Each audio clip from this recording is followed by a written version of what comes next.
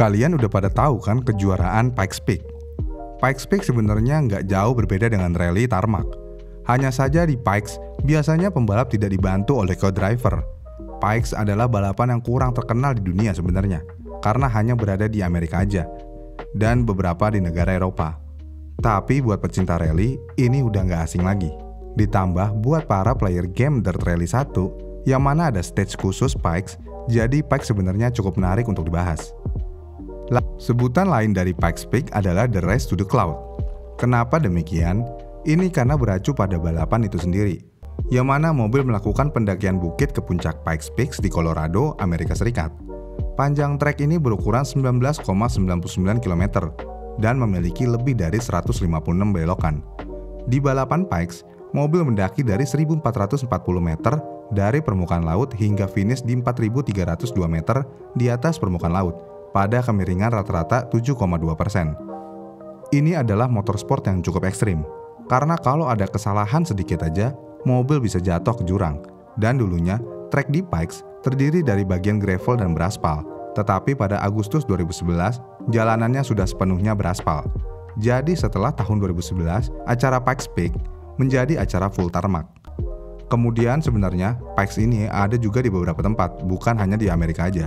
Di Inggris, Pikes juga ada yang bernama Chelsea Walls, yang mana treknya memiliki kemiringan rata-rata lebih tinggi dari 11%. Tapi sayangnya, treknya berukuran sekitar 900 meter aja, dan pembalap dapat mencapai puncak dalam waktu kurang dari 1 menit aja. Rekor saat ini yaitu di 22 detik, yang berhasil dicapai oleh Martin Groves, dengan kecepatan maksimum yang mencapai 147 mph atau 236 km per jam. Selain di Inggris, kemudian ada juga di Kanada, yang bernama Knox Mountain Hill Climb. Panjangnya hanya sekitar 3,5 km dan memiliki ketinggian 800 kaki di atas permukaan laut, yang memiliki kemiringan 6,7%. Dari segi kemiringannya, nggak ada yang terlalu spesial sebenarnya dari trek ini. Walaupun tidak begitu spesial, tapi trek ini sangatlah populer. Tapi, di video ini kita nggak akan ngebahas sejarah dari Pikes Peak ini. Kita akan membahas Suzuki Escudo yang pernah mendominasi di acara Pikes Hill Climb ini. Di video sebelumnya, kita udah ngebahas kegagalan total Suzuki di WRC. Tapi di Pikes, Suzuki sebenarnya cukup sukses di acara ini. Walaupun di awalnya ya sama aja, menderita dahulu baru bisa merasakan kesuksesan. Ya karena di tahun awal-awal Suzuki ngikutin acara ini dengan mobil Suzuki kultusnya, kebanyakan berakhir dari retire dan nggak ngasilin apa-apa. Karena hal-hal inilah akhirnya Suzuki pada tahun 1994 mengembangkan mobil barunya, yaitu Suzuki Escudo. Untuk versi pertama mobil ini menurut saya sangatlah unik, karena spoiler depan dan spoiler belakang ini hampir sama. Ya kalau pertama kali ngeliat, pasti aneh banget sih. Emang Suzuki ini kadang-kadang, dari dulunya kalau bikin desain ya agak gimana gitu. Belum juga memulai musimnya dengan mobil Escudo, Suzuki udah dikejutkan dengan keikutsertaan dari rekan senegaranya, yaitu Toyota dengan Rod Millen, yang menggunakan Toyota Celica Pikes Peak, yang benar-benar beringas juga. Yang mana mobil Suzuki dan Toyota dilengkapi dengan mesin 2.1 liter yang sama, yang digunakan dalam prototipe GTP Toyota, dan dengan penggunaan ground effect yang ekstensif. Kombo Millen dan Celica membuat rekor Pikes Peak baru. Millen dan Celica berhasil lebih cepat sekitar 40 detik dari rekor sebelumnya, yaitu 10 menit 4 detik. Yang mana rekor ini baru bisa dipecahkan setelah lebih dari 1 dekade. Gara-gara Toyota, akhirnya Suzuki Escudo di musim debutnya terdegradasi ke tempat kedua dalam kategori Unlimited dan tempat kelima di klasemen keseluruhan. Temen makan temen nih kayaknya. Kita akan bahas mobil Escudo versi pertama dari awalnya. Suzuki Escudo versi pertama Pikes dibangun dari pengetahuan yang diperoleh dari mobil kultus di tahun-tahun sebelumnya. Mobil ini memiliki sasis tubular dari baja kromoli molybdenum yang dirancang khusus untuk mobil balap. Seperti semua mobil Jepang, pengemudi diposisikan di sebelah kanan, sedangkan tangki bahan bakar terletak di sebelah pengemudi. Ini bertujuan untuk membantu mendistribusikan bobot mobil juga. Namun sorotan besarnya sebenarnya ada di powertrain, dengan dua mesin G16A dipasang pada posisi melintang. Ditambah, mobil ini dilengkapi dengan turbocharger dan penukar panas udara. Kemudian hebatnya lagi, mesin yang kecil bisa menghasilkan sekitar 400 horsepower secara individual. Dan masing-masing memiliki transmisi sekuensial sendiri dan diferensial selip terbatas dengan kontrol elektromagnetik. Kemudian, cara mobil ini untuk menyalurkan tenaga ke ground floor, mobil ini menggunakan ban off-road Yokohama 285-680 ring 17. yang dikombinasikan dengan velg SSR 17x10. Hal yang lebih mengejutkan adalah kenyataan bahwa semua kontrol yaitu throttle, kopling, dan tuas pemindahan gigi bekerja dalam sinkronisme yang sama. Itu mesinnya. Nah, ini bodyworknya. Bodinya terbuat dari serat karbon dan Kevlar yang digunakan di area bawah dan area lain yang membutuhkan kekuatan mekanik yang lebih besar. Kemudian setelah bodinya, hal paling menonjol dari mobil ini adalah airfoil 2 elemen yang digunakan di depan dan belakang. Ini tuh aneh banget ya. Kalau pertama kali ngelihatnya, karena ada 2 spoiler gede banget dipasang di depan dan belakang, pasti bakal bilang ini super duper aneh banget. Suzuki melakukan ini terinspirasi dari mobil sebelumnya, yaitu Suzuki Cultus yang digunakan Tajima di kejuaraan Jepang. Fitur menarik lainnya adalah saluran masuk udara untuk mesin depan yang sekilas terlihat seperti kaca spion yang sengaja dipasang terbalik. Emang unik banget deh mobil-mobil Suzuki. Setelah musim debutnya, yang bisa dibilang cukup sukses pada tahun 1994, balapan tahun 1995 sebenarnya nggak jauh beda. Tapi sayangnya di musim itu, karena kondisi cuaca di Amerika Serikat sedang sangat buruk, yang mana wilayah itu udah seminggu hujan dan badai salju, jadinya jarak trek harus dikurangin, yang mana garis finish harus dipindahkan ke Devil's Playground. Kemudian waktu sesi latihan, Rod Millen dan Celica sangat mendominasi waktu. Millen dan Celica berhasil mengambil posisi terdepan untuk urutan awal. Dan selama balapan, ia berhasil mendapatkan keunggulan 5 detik di bagian tengah. Ini kayak udah nggak ada harapan banget buat Suzuki. Tapi Suzuki dan Tajima berhasil membuat semua orang terkejut. Tajima dengan beringasnya berhasil memimpin babak terakhir, yang mana kemenangan ini menentukan Suzuki untuk menuju kemenangan di klasemen keseluruhan. Dengan waktu 7 menit 53 detik, dan tentu aja mengalahkan Toyota Celica Millen hanya dengan 7/10 detik. Gila banget ya, tipis banget. Kemudian untuk mobil tahun 1995-nya, Suzuki ini mengalami perubahan yang cukup drastis di bagian aerodinamis. Perombakan total aerodinamis dilakukan. Dimulai dengan bagian depan, yang mana Suzuki memakaikan splitter segede-gedenya. Kemudian di samping ada deflektor kecil. Ini berguna untuk mengurangi hambatan aerodinamis. Kemudian tire box dibuka sepenuhnya, yang bertujuan untuk memaksimalkan downforce di bagian depan. Tampilannya jadi lebih mantap. Kemudian untuk tahun 1996, Suzuki dan Tajima tidak berpuas diri, menyadari bahwa performa mobil tahun 1995 hanya menang sedikit dari Celica. Kemudian mereka mengembangkan mobil lebih lanjut, yang mana mobil ini adalah mobil pertama Suzuki yang menggunakan mesin V6, dan mengikuti desain yang mirip dengan desain Toyota. Hal pertama yang dilakukan Suzuki adalah menyederhanakan desain mekanis. Kemudian mesin Suzuki V6 H20A 2 liter dipasangkan ke mobil monster ini, dengan ditambah 2 turbo yang menghasilkan 800 horsepower dan dipasang di posisi tengah. Mesin ini berhasil mentransmisikan torsi sekitar 80 kgfm ke 4 roda melalui transmisi sekuensial 6 kecepatan. Selanjutnya, sasis baru dikembangkan dengan bahan aluminium, yang dibangun menggunakan kerangka luar aluminium juga. Teknologi ini adalah punya Tajima, yang sudah dipatenkan oleh Monster Sport. Gara-gara kejeniusan Tajima, mobil ini dapat menghasilkan bobot hanya 800 kg dengan distribusi 47/53. Namun sayangnya, Suzuki nggak sesukses tahun lalu dengan mobil Escudo tahun 95-nya, karena mobil ini sering banget masalah mekanis. Biasalah Suzuki. Sehingga Tajima terpaksa harus berpuas diri di posisi kedua, di belakang Millen.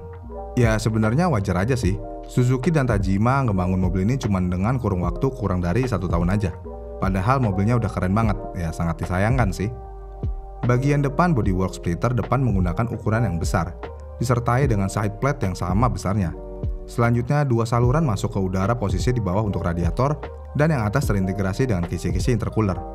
Kemudian untuk tahun 1997, Suzuki mempertahankan basis utama mobil Escudo-nya dan melakukan hanya beberapa pembaruan, yaitu yang pertama, mesin diganti dengan yang berbasis H25A. Kemudian yang kedua, tata letak pipa intake dan intercooler dipindah. Lalu yang ketiga, wastegate elektronik dilengkapi dengan sistem anti-lag IMF Suzuki. Dalam konfigurasi ini, Escudo sekarang memiliki 995 horsepower yang mengerikan. Selain mesin, aerodinamis diperbaruin juga dengan desain ulang splitter depan yang digedein lagi. Ini tentu aja menghasilkan peningkatan panjang total dari 4.870 mm menjadi 5.050 mm. Udah pasti ini mobil tambah kencang. Karena mobil tambah kencang, rem depan juga ditingkatkan menggunakan kaliper 8. Dan ban juga ditingkatkan dari yang sebelumnya yang menggunakan 285/660 R17 di keempat rodanya menjadi 290/680 ring 17 di depan dan 330/680 ring 17 di belakang. Walaupun ini adalah mobil penyempurnaan dari tahun sebelumnya, tapi sayangnya Lagi dan lagi, hasilnya sama aja dengan tahun sebelumnya. Gagal lagi jadi juara karena mengalami masalah mekanis terus-menerus. Suzuki. Kemudian untuk musim tahun 1998, beberapa fitur baru diimplementasikan pada Escudo spek 98. Dimulai dengan intake udara menjadi semacam scoop di atas, kemudian ada hood juga ditambahkan di dekat kaca depan untuk mencegah aliran udara berpindah. Kemudian di bagian belakang, diffuser dan sayap tampaknya tidak berubah, kecuali penyangga sayap dan tidak lagi masif dan kini memiliki relief secara keseluruhan. Suzuki benar-benar berkembang pesat dari tahun ke tahun. Tapi di tahun 1998, Toyota nggak ngebiarin Suzuki menang nih. Milan tahun itu membawa prototipe baru, yaitu Toyota Tacoma Pikes Peak. Mobil ini jauh lebih beringas dari Celica, yang telah ia kendarai sejak tahun 1994. Toyota Tacoma langsung memberikan hasil yang sangat ramah mengesankan di musim debutnya, karena hampir bisa mengalahkan rekor Pikes sebelumnya dengan catatan waktu 10 menit 7 detik. Dan Toyota berhasil mencatatkan waktu 10 menit 32 detik. Ya ini karena cuaca buruk sih, mungkin kalau cuaca membaik, dia bisa lebih kencang. Gara-gara Toyota, Suzuki sekali lagi hanya bisa di posisi kedua di tahun itu. Kemudian di tahun selanjutnya yaitu di tahun 1999, fans sekali lagi akan melihat Tajima kembali menghadapi Race to the Sky dan Pikes Peak Duo. Dan sekali lagi bersaing melawan Rod Millen. Tapi sayangnya, Rod Millen di tahun ini malah membawa mobil Toyota Celica untuk balapan di Selandia Baru. Dan apesnya, Millen mengalami ban kempes. Jadi otomatis Suzuki dengan mudah mendapatkan kemenangan di balapan Selandia Baru. Namun di Pikes Peak, situasinya sangat berbeda. Di sini Millen membalas dendam nih. Dia bawa Toyota Tacoma. Millen langsung mendapatkan posisi pertama di sesi latihan, yang memberinya hak untuk memilih momen start. Dengan iklim yang tidak stabil, Millen memilih untuk menjadi yang pertama memulai. Dan dia berhasil mencetak waktu 10 menit 11 detik. Waktu yang cukup baik untuk Toyota. Dan sekali lagi, gunung itu tidak berpihak kepada Suzuki dan Tajima. Selama race, dia mengalami kerusakan pada fairing depan karena diterpa angin yang sangat kencang. Ini tentu aja mengurangi visibilitas dan memaksa Tajima untuk mengurangi kecepatannya. Di hasil akhir, Suzuki dan Tajima hanya bisa mendapatkan waktu 10 menit 37 detik. Ini hasil yang cukup mengecewakan, tetapi masih cukup untuk mendapatkan posisi kedua. Lagi dan lagi posisi kedua. Kemudian di tahun 2000, Suzuki Escudo dan Tajima hanya akan melakukan balap di Race to the Sky. Di balapan Race to the Sky Selandia Baru, Suzuki kembali meraih kemenangan atas Rod Millen. Kemudian pembaruan aerodinamis Escudo untuk tahun ini terbatas, hanya pada canard yang lebih agresif di bagian depan. Kemudian di tahun 2021, tahun ini adalah menandai perpisahan Escudo Pikes dari kompetisi, karena Escudo model pertama sudah nggak diproduksi lagi sama Suzuki. Jadi tidak masuk akal bagi Suzuki untuk terus bersaing dengan model yang sudah tidak diproduksi lagi. Oleh karena itu, untuk Race to the Sky, sebuah mobil baru dikembangkan, berdasarkan generasi kedua dari Escudo dengan gaya mobil-mobil yang berkompetisi di All Japan Dirt Trail Championship. Dan di kompetisi Pikes, Tajima nggak mengendarai mobil Escudo-nya lagi. Tajima membalap dengan mobil baru, yang mana mobil ini berdasarkan mobil hatchback Suzuki Aerio. Tapi, Escudo masih membalap di tahun itu. Mobil itu dikendarai oleh Yutaka Awazuhara dalam balapan terakhirnya. Mobil Escudo sudah mengalami beberapa upgrade. Di tahun terakhirnya, Suzuki Escudo menggunakan mesin H27A, kemudian sistem anti-lag yang dikalibrasi ulang, dan konfigurasi ban yang baru, yaitu 335/30 ZR17. Untuk aerodinamisnya, satu-satunya perubahan yang terlihat adalah penambahan 2 scoop di atas atap. Tanpa kehadiran Toyota di tahun itu, Suzuki menjadi favorit 1-2. Selama balapan, Tajima mengalami kegagalan mekanis yang menyebabkan dia tertinggal waktu yang cukup jauh. Namun Yutaka Awazuhara lebih beruntung dengan Suzuki Escudo dan mendapatkan tempat keempat secara keseluruhan, yang mana akhirnya mobil Suzuki Escudo berhasil memenangkan kejuaraan dalam kategori Unlimited. Itulah kisah dari Suzuki yang berhasil menciptakan monster di kejuaraan Pikes Peak. Dari tadi saya menyebutkan pembalapnya, yaitu Nobuhiro Monster Tajima. Siapa sih dia? Sepenting apa dia di Suzuki? Tajima lahir tahun 1950. Tajima tumbuh di daerah pedesaan dan belajar mengemudi di jalan berkerikil. Gara-gara hal ini, dia secara tidak sengaja telah mengasah keterampilannya yang akan ia gunakan selama karir ralinya, yang dimulai pada tahun 1968 di sebuah acara regional. Karena tinggi badannya yang cukup tinggi, yaitu sekitar 1,83 meter, dan gaya mengemudinya yang agresif, ini tentu aja menjadikan Tajima menjadi pembalap yang unik dari pembalap Jepang lainnya. Dan dari manakah julukan monster itu? Ini bermula dari koran Australia yang menjuluki Tajima sebagai monster, karena gaya membalapnya yang sangat agresif. Gara-gara hal inilah, jadinya Tajima dipanggil monster selama karir rally-nya. Kemudian pada tahun 1983, Tajima mendirikan Monster Sport. Ini adalah sebuah bengkel yang khusus dalam nyeting dan support mobil Jepang untuk kompetisi rally. Setelah kesuksesannya, Tajima menarik perhatian Suzuki. Suzuki tertarik dengan karakter Tajima, dan akhirnya datanglah sebuah kerjasama antara Tajima dan Suzuki, yang biasa kita kenal sebagai Suzuki Sport. Setelah kerjasama itu dimulai, keduanya langsung mulai bekerja dalam pengembangan, pembuatan dan perakitan kendaraan kompetisi pembuatan mobil rally. Selain kejuaraan Pikes, kesuksesan Tajima ini ada di All Japan Dirt Trial Championship, yang mana dia berhasil memenangkan 9 gelar. Balapan itu semacam Japanese Time Attack yang dipacu di trek bergaya rallycross. Setelah berpartisipasi dalam beberapa motorsport seperti WRC dan Pikes Peak, kemitraan antara Monster Sport dan Suzuki berakhir, dan perusahaan tersebut sekarang menjadi bagian dari Tajima Motor Corporation. Itu adalah perusahaan yang mana Tajima menjadi CEO dan kegiatan lainnya memiliki dealer merek seperti Porsche, Lamborghini, Aston Martin, Suzuki, Peugeot, dan Citroen untuk seluruh Jepang. Jadi segitu aja video kali ini. Bagaimana nih menurut kalian? Komen di kolom komentar di bawah ya. Jangan lupa like dan subscribe channel ini. Terima kasih sudah menonton dan sampai jumpa di video selanjutnya.